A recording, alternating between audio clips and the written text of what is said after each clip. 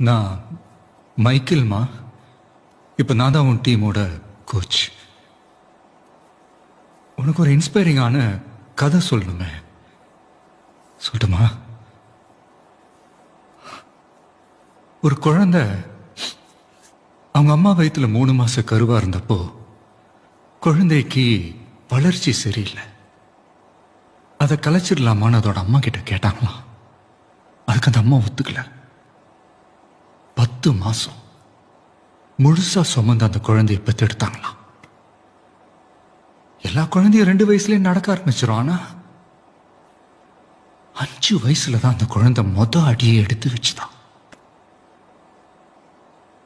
நடக்குமான்னு நினைச்ச அந்த குழந்தை 8 வயசுல ஃபுட்பால் ஆடிச்சான்.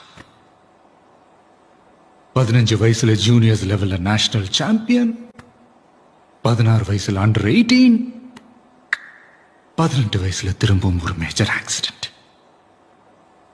வாழ்க்கை பூரா ஸ்டிக்கோட தான் நடக்கணும்னு டாக்டர் சொல்லிட்டாங்களாம்.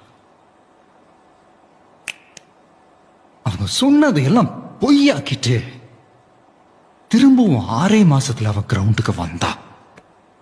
ஸ்டேட் டீம்ல செலக்ட் ஆனா. எது அவளோட பலவீனம்னு சொன்னாங்களோ அதையே அவ தன்னோட